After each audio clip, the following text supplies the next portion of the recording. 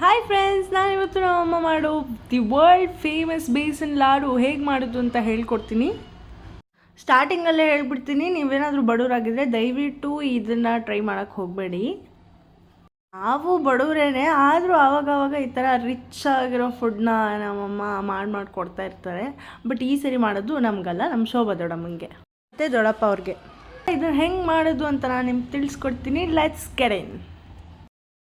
ಸಿಹಿ ತಿನಿಸು ಮಾಡೋದ್ರಲ್ಲಿ, ಆಮೇಲೆ ಜನಕ್ಕೆ ಪ್ರೀತಿ ಕೊಡೋದ್ರಲ್ಲಿ ನಮ್ಮಮ್ಮ ಸ್ವಲ್ಪ ಓವರಾಗಿ ಕೊಡ್ತಾರೆ. ಸೊ ಇದರಲ್ಲೂ ಜಾಸ್ತಿ ಸಿಹಿ ಮತ್ತು ತುಪ್ಪ ಹಾಕಿದ್ದಾರೆ. ಆಮೇಲೆ ಶೋಭಾ ದೊಡ್ಡಮ್ಮ ಅವ್ರಿಗೆ, ಆಮೇಲೆ ದೊಡ್ಡಪ್ಪ ಅವ್ರಿಗೆ ತುಂಬ ಪ್ರೀತಿಯಿಂದ ಈ ಉಂಡೆಯನ್ನು ಮಾಡ್ತಾಯಿದ್ದಾರೆ. ಹೀಗೆ ತುಪ್ಪದಲ್ಲಿ ಹಿಟ್ಟನ್ನ ಚೆನ್ನಾಗಿ ಬೇಯಿಸ್ಕೊಳ್ಳಿ ಲೋ ಫ್ಲೇಮಲ್ಲಿ. 2 ಲೀಟ್ರ್ ತುಪ್ಪ ಹಾಕಬೇಕು, ಅದಕ್ಕೆ 1/4 kg ಹಿಟ್ಟು ಹಾಕಬೇಕು. ಹಂಗೆ ತುಪ್ಪದಲ್ಲಿ ತೇಲ್ತಾ ಇರಬೇಕು ಫ್ರೆಂಡ್ಸ್. ನೋಡಿ GRB ಇವಾಗ ತೆಗಿತಾರೆ, ಹಂಗೆ ಸುರಿತಾರೆ ನೋಡಿ ಫ್ರೆಂಡ್ಸ್. ಈ ಥರ ನೀವು ರಿಚ್ ಇಲ್ಲ ಅಂದರೆ ಮಾಡ್ಕೊಳ್ಳೋ ತಪ್ಪು ಫ್ರೆಂಡ್ಸ್. ಈ ಥರ ಬರೀ ರಿಚ್ ಪೀಪಲ್ ಮಾತ್ರ ಮಾಡ್ಕೋಬೇಕು.